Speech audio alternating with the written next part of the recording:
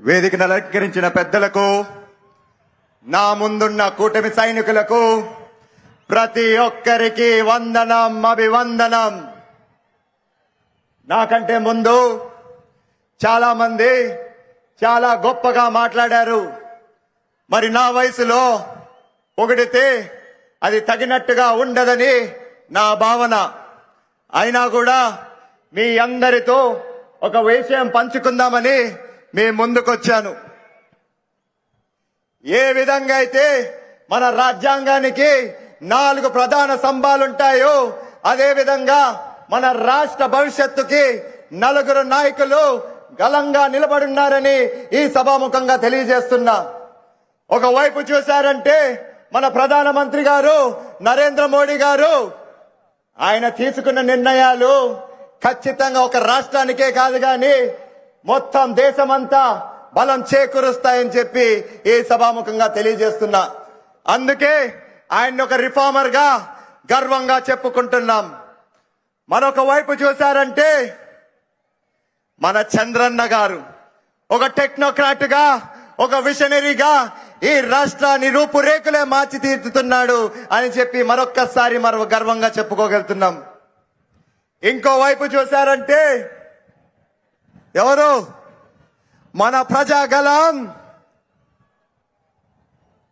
మన కోసం ఎంత ధైర్యంగా ఎంతటైనా త్యాగాలు చేసి కేవలం ఈ రాష్ట్రం బాగుండాలని చెప్పి ఒక విప్లవకారుడిగా మన ముందుకొచ్చిన మన పవన్ కళ్యాణ్ గారు.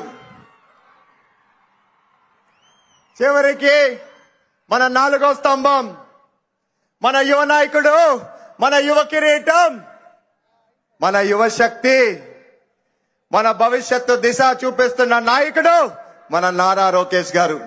మరి మీరందరూ గమనించే ఉండింటారు, వీరు గాని లేకపోతే ఖచ్చితంగా మన రాష్ట్రం కుప్పకూలిపోతుంది, మన భవిష్యత్తు చీకటిలో మునిగిపోతుంది.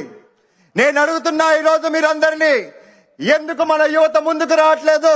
నేను ఈరోజు పిలుపిస్తున్నాను. ఖచ్చితంగా మనం యువత ముందుకు రావాల్సిందేదే, కష్టపడాల్సిందేదే.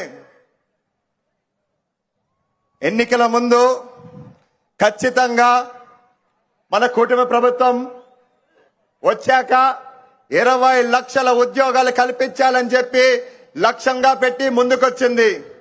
మరి ప్రభుత్వం ఏర్పడినాక కేవలం 15 నెలల్లోనే 20 లక్షలు కాకపోయినా 11 కోట్ల లక్షలతో పెట్టుబడులు తెచ్చి 11 లక్షల ఉద్యోగాలు కల్పించారని గర్వంగా ఈ సభాముఖంగా తెలియజేస్తున్నా. అదే కాకుండా మీరు మెగా డిఎస్సీ అని చూశారంటే దాదాపు 16,000 ఉద్యోగాలు కల్పించారు. అదే విధంగా 6,000 పోస్టులు పోలీసు ఉద్యోగాలు కల్పించారు. మరి సమయం ఎక్కువ లేదు, మరొక్కసారి చెప్తున్నా, ఖచ్చితంగా ఈ కూటమి మన రాష్ట్రాన్ని సరైన రీతిలో తీసుకెళ్తుందని, ముందుకు తీసుకెళ్తుందని చెప్పుకుంటూ సెలవు తీసుకుంటున్నా. Thank you.